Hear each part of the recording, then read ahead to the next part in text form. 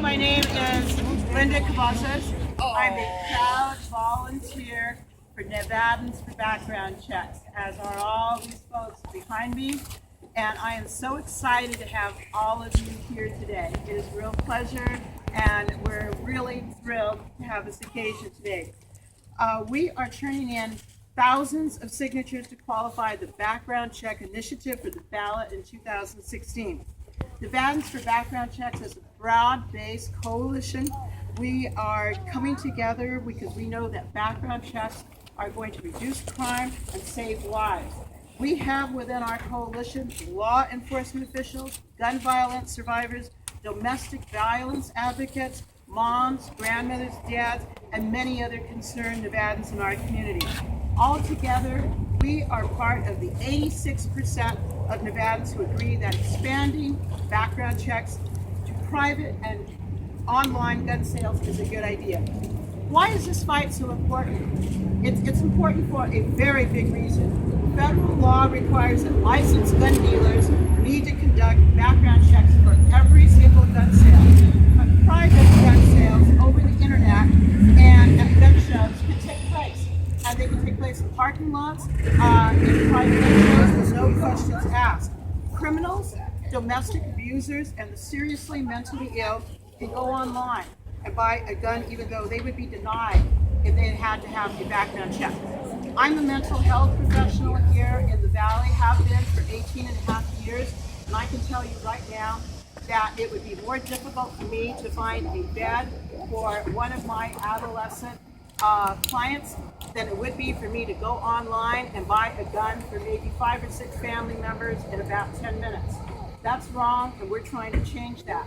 Voters in Washington State, they closed this loophole just last week by voting for I-594, the very first popular vote to fully close the private sale loophole. We have a chance now in Nevada to do the very same thing, and we cannot let that chance go. I'd like to start things off by introducing a woman, Lisa Chapman, who sees the deadly consequences of this background check loophole, unfortunately, quite often. She is the Director of Community Relations for SafeNest, Nevada's largest and oldest domestic violence services agency. I just realized that Lisa Chapman was supposed to be introduced first, and then we changed it to Bill Young. And I don't think Lisa Chapman is the former sheriff of Clark County. I was doing so well. Very fortunate she's So may I just change that last paragraph and say that it's my pleasure now to introduce Bill Young, former sheriff of Clark County, and thank you so much, all of you, for being here.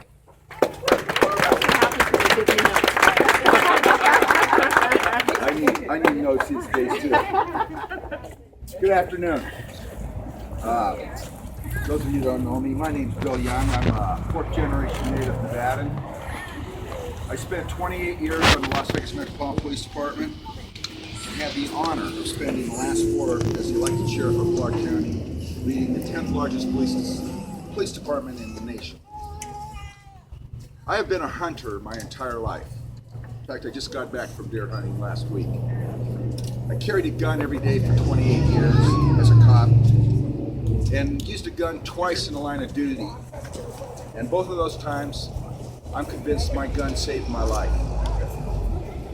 I strongly support the Second Amendment of the Bill of Rights of the United States Constitution, the right to bear arms. I also know from 30 years in law enforcement, there's far too much violent crime in this country, much of it committed by suspects using firearms. I also know and believe in the fact that responsible gun owners prevent a significant amount of violent crime from occurring. So it works both ways. Good people having guns help the fight against crime. This simple fact has led our country to a common sense approach that we must support the right to own a firearm, balanced by the caveat of also reasonably keeping firearms out of the hands of dangerous criminals and the severely mentally ill. The system of background checks is used universally for the sale of guns by licensed dealers, retailers. However, one glaring omission is the sale of firearms by private parties, internet sellers, and gun shows. No questions are asked in these gun sales, and everyday criminals and mentally ill people in 34 states, without loophole background check laws, buy guns that in many cases are used in crimes and tragedies that could have been prevented. How do we know these laws closing the loophole work? That's a question that's very, very important. How do we know? Simple analytics. The one that jumps out at me being a cop is that in the 16 states that have universal background checks, they have on average 39% fewer law enforcement officers killed annually than the 34 states without the checks. That's great. Simple math. Common sense. Stop criminals from buying guns at a convenient point of purchase. You know, criminals don't always obey the law. It's not going to prevent every single bad guy from getting a gun, but it's a step in the right direction, and the numbers bear this out. We will next hear from people that aren't from law enforcement, people who work with crime victims.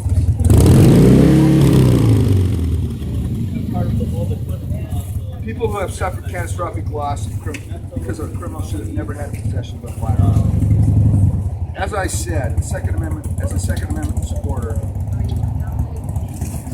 I strongly believe in this proposal. Please join me in the 86% of Nevadans who support a reasonable, common sense approach to a problem that will reduce some of these horrific crimes. Thank you.